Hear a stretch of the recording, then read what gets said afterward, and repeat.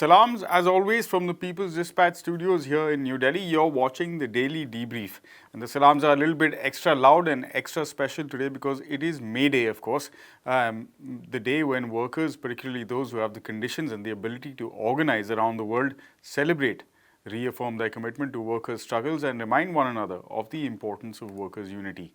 Many of you might have seen articles today listing the significance of the day as well as its history. So instead, we'll be talking specifically about labor movements in the current context in the world we live in today. It's 2023 and labor faces all kinds of issues around the world. Joining us first on the show today will be People's Dispatch's Prashant. Prashant, of course, covers as well as manages the coverage of working class movements around the world and will be talking to us about the challenges faced by movements in 2023. We will also speak to Sujna from the Tricontinental Institute of Social Research about a dossier that has been released by the Institute today on the conditions specifically about India's vast and diverse working class. We look at those conditions, of course, but also how many of those find commonality and serve to emphasize what workers as well as labor movements around the world today are dealing with. Prashant, at People's Dispatch, the work largely involves covering movements and labor plays a central theme in that. In that context and in the context of the world in which we live, what do you see the significance this May Day? Right, Siddharth, it's important to sort of look at the world we're living in when we talk about May Day, because May Day is, of course, it's a day of workers, it's a day of celebration, it's a day of struggle, and it's a day of struggle because precisely of the conditions, the material conditions that are there. And like the recent Oxfam report from January says, the world's richest 1%, they have captured 2/3 of all the wealth created since 2020. Now, just imagine that 2/3 of all the wealth for just 1%. And the remaining 99% of people have to make do with the rest. So this is the world of inequality. This is the world of, for lack of better word, corruption, because this kind of inequality is pure corruption that we live in today. And who is bearing the brunt of this? It is definitely the workers, right? So it is definitely the workers across the world who are facing the impact of this inequality. And we need to sort of remember that this amount of concentration of wealth takes place because what should rightfully belong to the workers is not being given to them, whether it be in terms of policies from the government or steps from the employers. So May Day at this point of time is very, very important precisely because the sheer scale of injustice and inequality that exists, it requires a resistance response from organized labor, and that's one aspect. Now, the second aspect, which is more recent, would be the impact of the Ukraine war, and one of the key aspects has been a huge increase in inflation across the world. Now, we know that the increase in inflation, while many analysts say, "Oh, it's a war," but how exactly is the war, say, affecting a country like maybe South Africa or affecting a country in Latin America?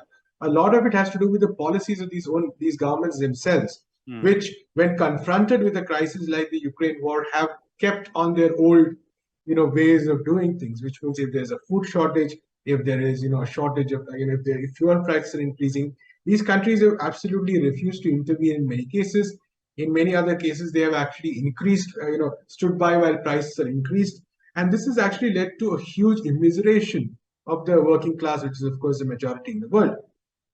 Now, keeping all these things in mind, it is no surprise that there has been this avalanche of protests and strikes in almost every country. And this has definitely been a year of mass struggles, whether it be the United States, whether it be some of the poorer countries in the world.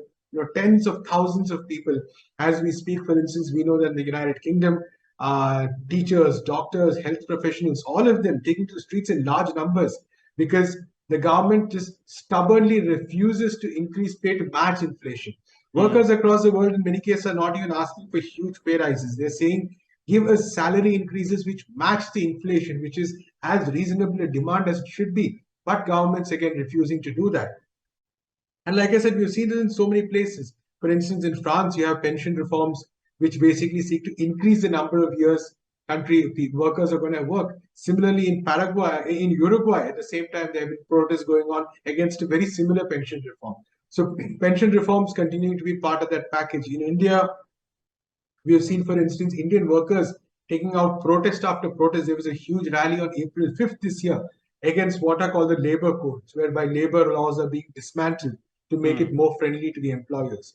And then, you go to maybe a country like the United States, where you have I think, for instance, UPS workers who are delivering parcels are likely preparing for what could be one of the biggest strikes in the history of the country, because although these are essential workers, they are not, they're being forced to work long hours. Again, the terms and conditions of their work are being dismantled so that corporates can make more money. So Yeah. this is definitely a global phenomenon, and that is something that is a major issue we need to consider. And that's really why I think there's been this huge increase in protests. Mm. Like you rightly pointed out, Prashant, since the 80s, the dismantling of the post-war structure, and then decades and decades of austerity measures have led to the situation where largely labor are kind of backed into a corner and feel like protesting is the only way out. There has also been sort of a rise in attempts to create divisions in the unity of workers, which has led a rise in populist right-wing sort of political parties and groups emerging. How do you see the challenges for organized labor in particular going forward? Right. So, like I said, two or three major challenges. One is something, one is basically the fact that governments and employers across the world are seeking to divide workers in various ways. For instance, there's a classic technique of whereby some workers, especially the more senior workers, are given different terms and conditions, and junior workers who are doing exactly the same kind of work are often made contract employees given lesser amounts of pay. So there's been a huge struggle in many parts of the world to actually strike back against that, to make the statement that we are not going to accept this attempt to divide us based on whether we are senior or junior, and give us these kind of categories of work. On the other hand, like you said, also a huge increase in right-wing politics, which tries to posit the migrants, the refugees, those who come from other parts of the world as somehow the enemy, and not the government's own policies, or not the policies of what we would call neoliberalism, which says that, oh, it's because it's this foreigner who's trying to come to take your jobs that is a Yeah. problem. And again, organized labor, I think, at the forefront of trying to destroy this very, very dangerous myth that somehow it is people coming from abroad. And I think a very key area of protest in the one third aspect has also been, for instance, the resistance against international financial institutions like the IMF and the World Bank. You've seen this in countries like Pakistan, you've seen this in countries like Sri Lanka, you've seen this in countries like Ghana, where organized labor has been in the forefront of saying that, you know what, the kind of conditions that the IMF is imposing in order to give loans, they are not sustainable. They are leading to massive rise in prices. They are leading to retrenchments. They're leading to privatization. They are leading to a freezing of salaries, all of which are destroying our lives and livelihoods. So these are, like, I think, three or four areas which the workers of the world are really facing at this point of time. Of course, there are a lot of many challenges. For instance, women workers facing an additional set of challenges, which actually in addition to these.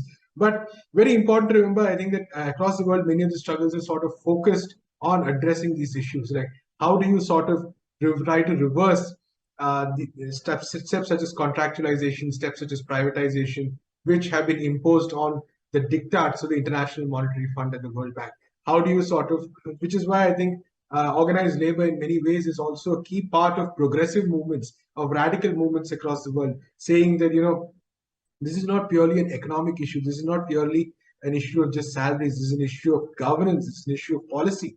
This is an issue of politics. So there is no, I mean, in organized labor, the workers of the world, we can't just say that, their issues are away from politics, because it is really the issue. It is politics is the battleground where a lot of these fights are being fought. So very interesting time, because we also know that issues like climate change coming to the fore. A lot of countries talking about transitioning to green energy, to more sustainable forms of producing energy. But what this often means is that, again, a few rich corporates are making a killing out of this transition.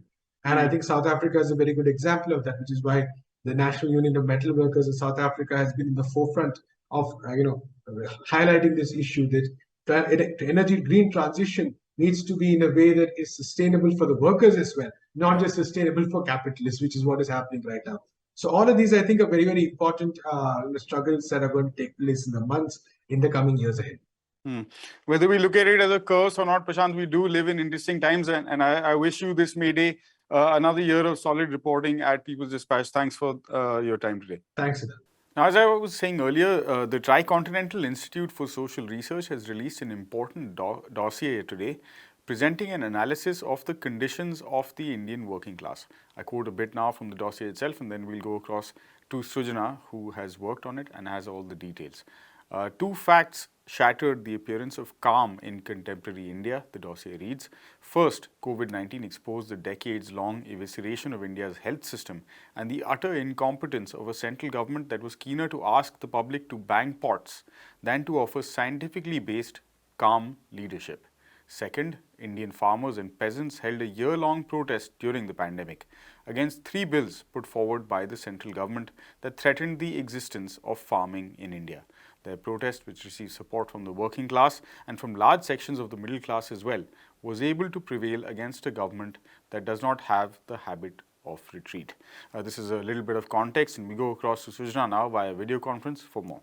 Sujana, thanks very much for joining us this May Day. Tricontinental has released a dossier today to mark the day also, but also to give a broad sort of understanding of the conditions that are facing the Indian working class today. Could you, for the benefit of our sort of wider global audience, kind of summarize that dossier and tell us what the key points are in your opinion? Okay. First, thank you for inviting me to talk here. And, I would say, I would just, in the dossier, we mentioned lockdown. So, and the COVID thing that has happened. So, in a way, the COVID lockdown and the distress of the workers, particularly the migrant workers, or in fact, we should just say workers because much of India's workforce is actually migrant workforce. So what happened there, it actually tore the wheel of the conditions of Indian working class. So all the fairy tales that the government has been trying to feed to the media, to the middle class, to the world in general, that, this neoliberal reforms and the labor flexibility and the growth, all this 7%, 6%, 8% growth that has increased the employment of workers, increased their living conditions, their food intake has increased, the living conditions have increased.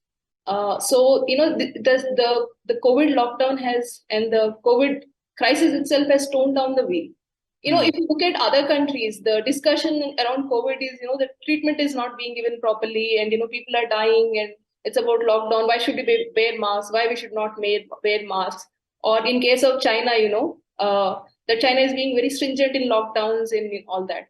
But in India, it was entirely different. It was much less about how many people are dying and healthcare because everybody knew that anyway it's in shambles.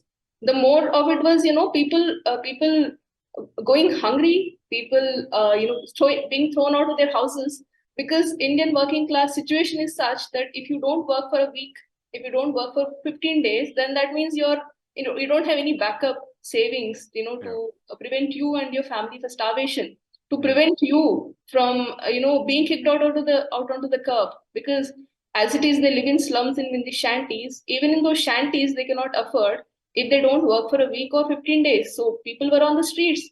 And that's what India's whole COVID crisis, the biggest thing about COVID crisis has been that, it has just shown to the world, laid bare the conditions of Indian working class. How much ever the government tried to, hide it through media and everything, it was just out in the open. Every Indian could see because workers are passing on the roads, bare feet, sometimes bleeding, and they were depending on people's charity, kind people's charity, not on government. Government did very little.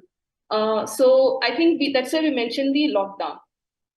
And in that crisis, two things, very interlinked about Indian working class that come out is unemployment. I mean, that is the situation of world working class anyway. But in India, situation has been really bad.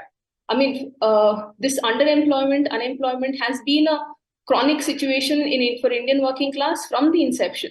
Because when I say working class here, I also consider the agricultural workers, the huge amount, these landless or near landless agricultural workers in villages. So in Indian economics, Indian policy, underemployment, unemployment has always been the issue when we come to working class.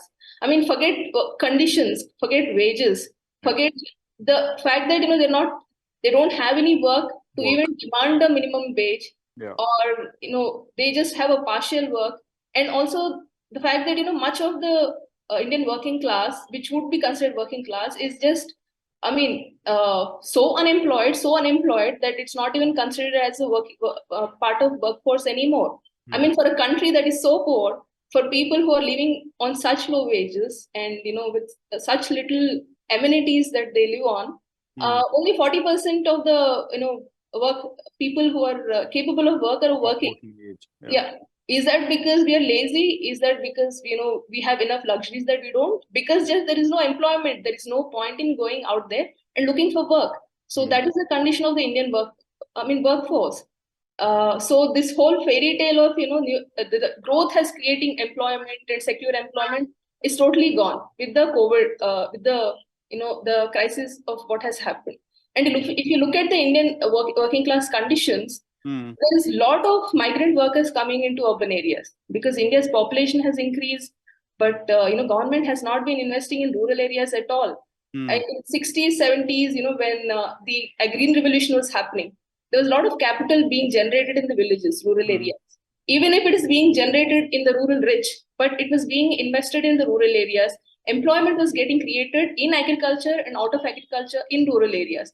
There was a small entrepreneurs, small industries, cottage industries that is coming up on that capital. So there was, growth of employment in that time. Now, with the rise of Ambani and Adani, government does just not interested in either public sector, because private sector investment always follows public sector investment. That has been the story of India. Public sector invested and private sector investment followed. Government now just lost interest in rural area. There is absolutely no investment there. You build some roads so that people can travel on the road and migrate out to cities. No investment in agriculture, no investment in irrigation. And so what is happening? The capital is flowing out into real estate, capital is flowing into banks, but not into industries. And when you're promoting Adani, Ambani, and you are you're growing their riches at the expense of rest of the small scale industry, what happens to the workers? The people who are dependent, more than 90% of the workers are dependent on the small scale industries or establishments or service establishments of various kinds. And so when you say small industries are dying down, then you're killing the workers. It's not just about industries, it's actually more about the workers. What does Adani, Ambani, and the enterprises of that kind, how many people do they employ? They employ 2% of India's workforce. And imagine, and for industry or for enterprises that employ 2% of the Indian's population, and what the space of national imagination that they take, the space they hog in media, the space they hog in terms of policy is just too much. Sujna, thanks very much for your time today and for joining us this May Day.